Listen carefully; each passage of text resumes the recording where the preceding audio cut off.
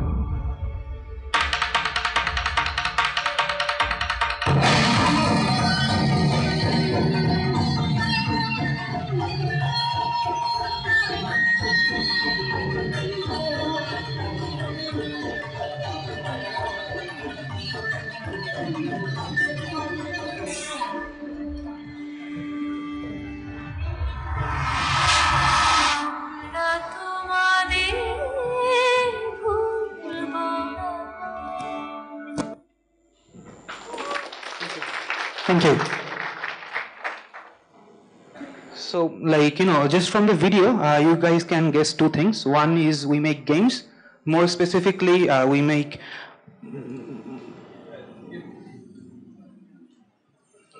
So, the first thing is we make games, and more specifically, we make mobile games. We exclusively work for mobiles. Right now, working on Android platform. The second thing is we are building a game on which is the theme is 1971.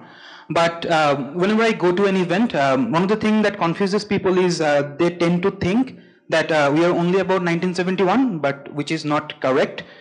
So this is me, my co-founder who is not here. He is actually quite ill, so please pray for him.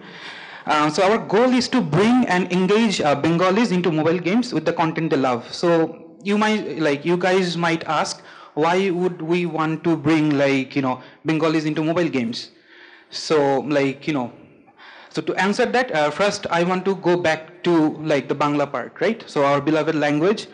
This is actually the sixth most spoken language globally, if you consider native speakers, with 242 million native speakers.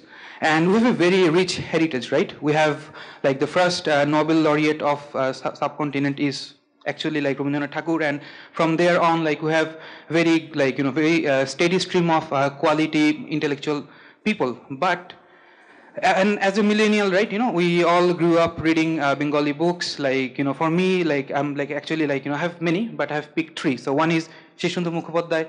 His stories, actually there are 42 books, and they gave me a very good picture about rural Bangladesh when I was growing up as a kid. And then there's Feluda and Kakavu, they take us to different exotic places. And Sunil Gangopadhyay's there are three books, right? Shei Shomoy Prothom Alo and Puro Poschim. These three books actually taught me history, in a way that no other history books can. But right now what we see is a disconnect. We as millennials, people who grew up in the 90s, we actually had access to these books, and we were connected. And whenever it comes to books, Bengali is a very rich heritage. We also have very good music. But we the problem that we are facing right now is are we ready for the next generation, the one we call Generation Z? And yesterday night I was actually watching a video from Snap's event, and then they were saying is they are now having this problem that this young generation, they only have 3 to 5 second attention span. So you have to make your content it needs to pop out in 3 to 5 seconds, which is very difficult. And things like books right now, it doesn't really work on this generation, unfortunately. So we should be worried about is our dear Bengali language. It actually has failed to transform into the digital age. Right now, if you see the top 10 Google apps, only 3 are from actually top 20. There are only 3 from local developers.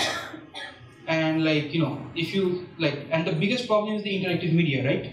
Whenever we if you look at the youngsters, the thing it's most easy for them to get connected is games. You give a 3-year-old kid an iPad, and they can just immediately start playing a game.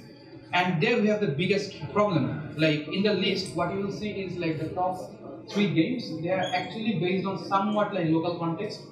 But in top 10, there's only one game which is made by Bangladeshi developers.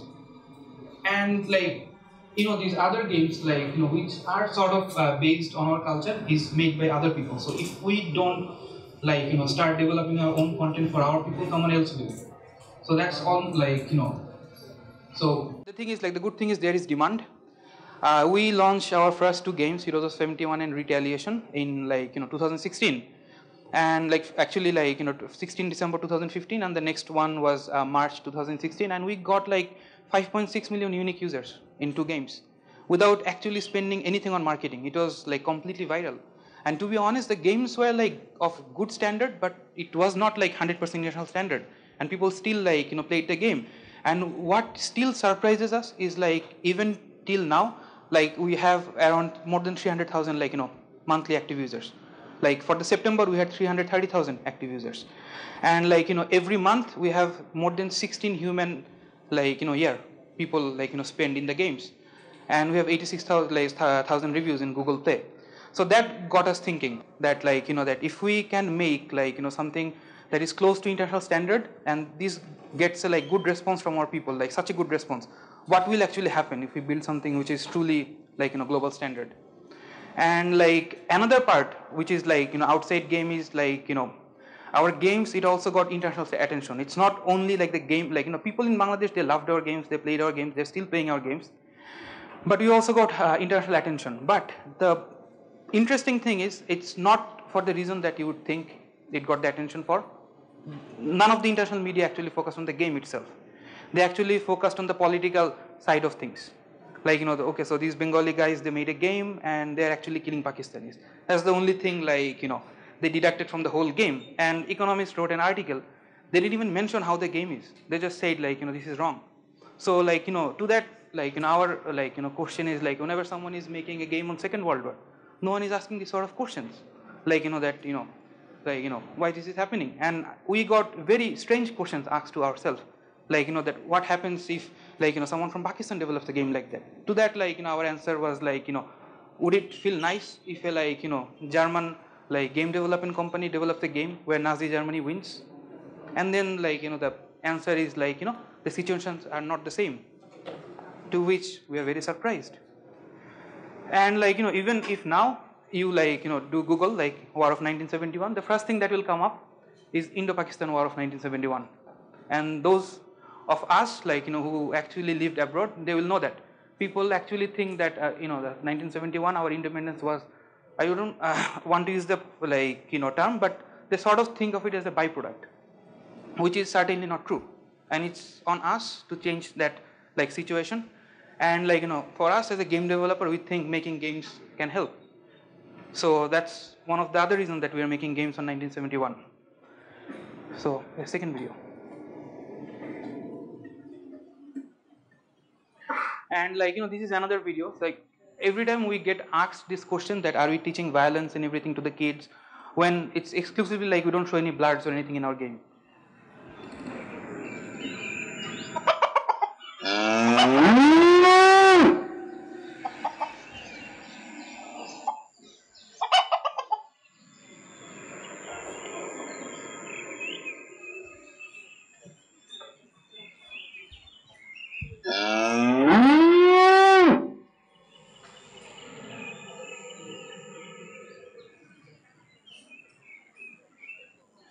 So from this video, right, what we have seen after making the first two games is people from all over Bangladesh, from Dhaka kids to people from Faridpur. We have seen people playing the game.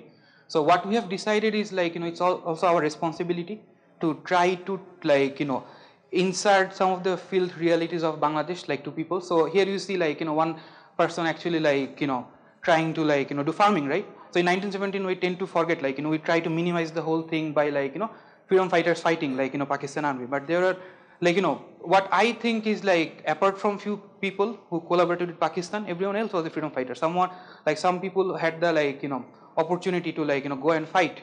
Some people actually helped them, give them shelter. So we are in our next game we are trying to incorporate all these things into our games. As a player, you just don't have to fight, you have to actually provide support to the freedom fighters and everything. Next one.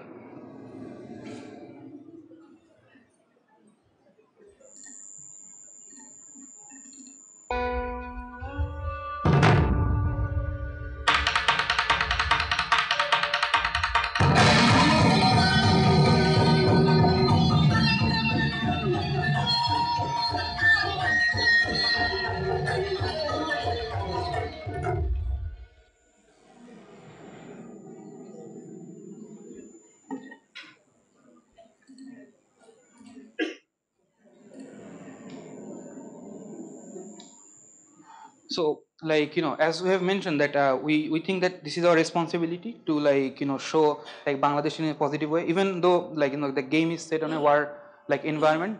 So this is like, a early like, prototype of our map, how it will look in the game.